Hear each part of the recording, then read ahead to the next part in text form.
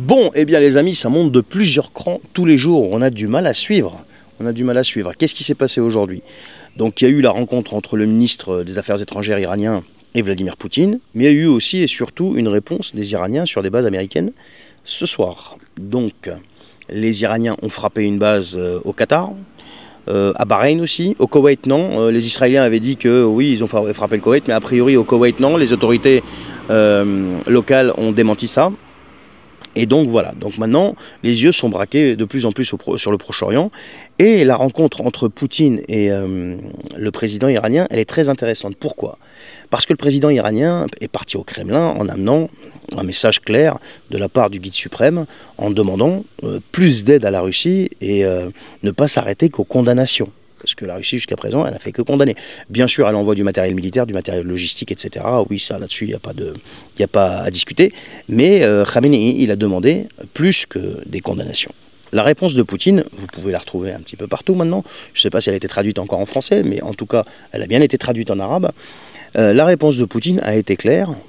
Il a dit que les attaques américaines ont été effectuées sans aucune raison valable.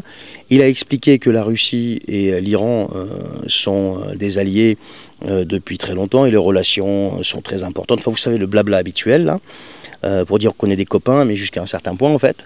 Et justement, ce certain point, Poutine a dit qu'ils étaient prêts, que la Russie était prête à apporter toute l'aide nécessaire et le soutien au peuple iranien. Ils n'ont pas dit au régime, ils ont dit au peuple iranien. Voilà. Alors, qu'est-ce que ça veut dire? Ça, c'est très ambigu.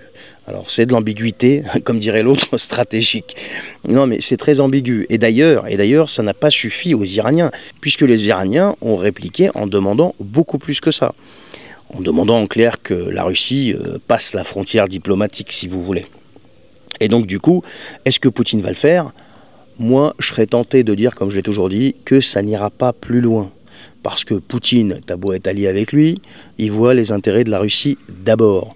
Et les intérêts de la Russie aujourd'hui, c'est de sortir du bourbier ukrainien. Et il est donc hors de question pour la Russie de plonger tête baissée dans un autre front.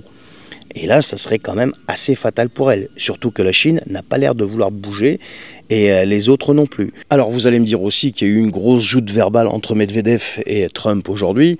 Medvedev qui annonçait que oui, les alliés de l'Iran pourraient lui fournir leurs propres armes nucléaires, etc., etc. Bon, il y a eu la réponse de Trump. Bon, ça, c'est de la joute verbale.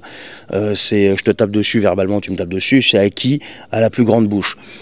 Mais quoi qu'il en soit, la réalité du terrain, je pense absolument pas que quelqu'un va s'aventurer à ça. Pourquoi? Tout simplement parce que ça va virer après à l'affrontement nucléaire. Et une fois que la boîte de Pandore elle est ouverte, là, ça sera terminé. Il n'y aura pas de victoire pour qui que ce soit, en fait. Ça sera terminé. Donc comment ça va évoluer, à mon avis, dans les prochains jours, dans les prochaines semaines?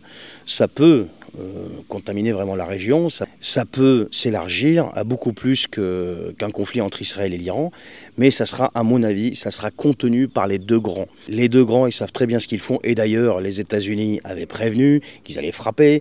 Là, vous voyez, les Iraniens préviennent qu'ils allaient frapper.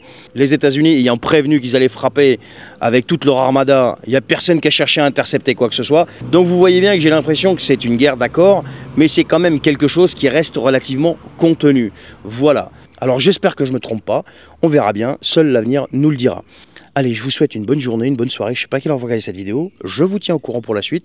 Et si, une petite précision, j'ai eu 2-3 rigolos qui se moquaient un petit peu de mes analyses. Si les rigolos qui n'aiment pas mes analyses, vous n'êtes pas contents, vous pouvez tout simplement partir. Vos messages, je n'y réponds pas, vos commentaires, je les lis et on les jette à la poubelle. Et ensuite, les modérateurs s'occupent de votre cas pour vous bloquer. Voilà, ça c'est dit. Allez, salut!